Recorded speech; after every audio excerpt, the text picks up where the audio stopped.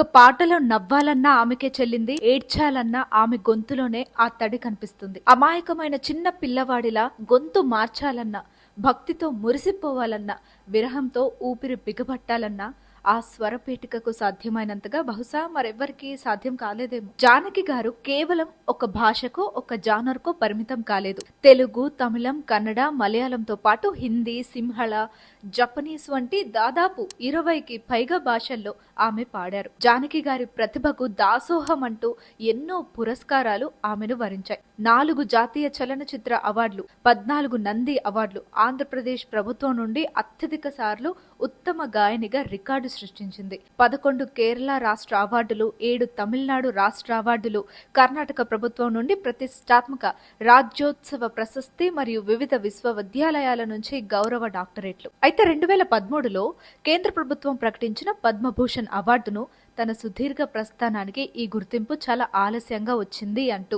నిక్కచ్చిగా తిరస్కరించిన ధీరత్వం ఆమెది. ఆడవారి మనసులోని ప్రేమను, ఆరాటాన్ని, అంతరంగిక కోరికలను పాటల రూపంలో ధైర్యంగా పలికించిన స్వరం జానకి గారిది.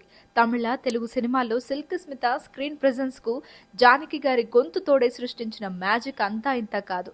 సిల్క్ స్మిత గ్లామర్ కు జానకి గారి అల్లరి స్వరం ఒక నిండుదనాన్ని, గౌరవాన్ని తెచ్చిపెట్టింది. భావోద్వేగాలను ఇంతలా జీవించి ఇంత సొంతం చేసుకొని పాడగలిగే గాయకులు చాలా అరుదుగా ఉంటారు. అందులో జానకి గారు అగ్రగణ్యం. జానకి గారు కేవలం పాటలు పాడలేదు, ఆయా పాత్రల్లో జీవించారు. అందుకే ఎస్పీబీ గారు ఎప్పుడూ అనేవారు, జానకమ్మ పక్కన పాడుతున్నప్పుడు చాలా జాగ్రత్తగా ఉండాలి, లేదంటే తన ఎక్స్పీరియన్స్ తో మనల్ని దాటేస్తారు అని. 88 ఏళ్ల వయసులో ఆమె భౌతికంగా మనల్ని విడిచి వెళ్ళినా, ఒంటరిగా ఉన్న రాత్రుల్లో ఓదార్పుగా, ఆనందంలో తోడుగా, బాధలో గుండె బరువెక్కించే స్వరంలా ఆమె మనతోనే ఉంటారు.